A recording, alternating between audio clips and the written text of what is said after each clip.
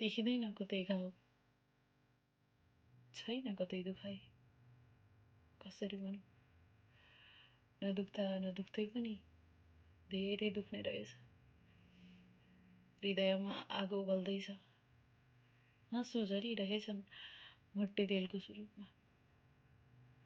आगो मत्तिरहेछ तिनै आँसुको आडमा। अचेल त फुलले छुँदा पनि कोप्छ, हावाले छुँदा पनि दुख्छ, पानीले छुँदा पनि चढाउँछ। मलाई बिसन्चो छ। अचेल मैले फुलमै विष देख्छु, हावामा भुमरी देख्छु। पानी पनि मलाई अम्ल जस्तै लाग्छ। मलाई बिसन्चो छ। अनायासै डराउँछु, झस्किन्छु।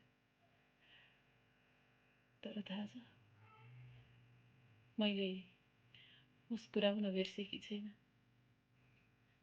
किनभने मलाई चन्द्रमाले शीतलता दिन छोडेको छैन। जसरी मैले तिमीलाई सम्झिन छोडेकी छैन।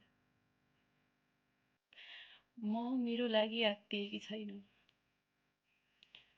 मलाई सन्चो हुन हतार छैन।